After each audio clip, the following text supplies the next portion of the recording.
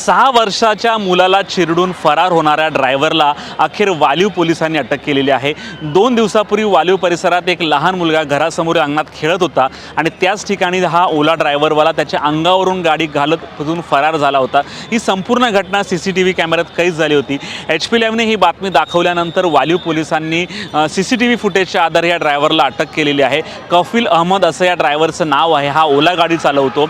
हा घाबरून फरार झाला होता आणि त्याला वाटलं होतं की तिकडचे लोक मला मारते, त्यामुळे घाबरला होता। पोलिसांनी गाडीच्या नंबरच्या आधारे या ड्रायव्हरला पकडलेलं आहे, त्याची रवानगी तुरुंगात केलेली आहे।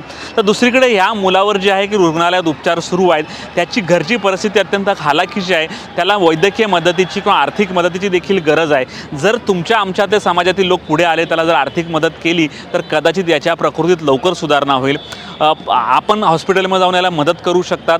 पोलिसांनी याला तर पकडलेलं आहे, कदाचित कायदा त्याला लवकर सोडेल, त्याला जामीन देखील होईल, परंतु मुलाच्या अंगावर झालेले घाव, त्याच्या मनातली भीती कशी जाणार हे देखील गोष्ट विचार करायला लावणारी आहे। HP लाईव्हसाठी हनी पटेल सोबत प्रवीण नलावडे, वसई।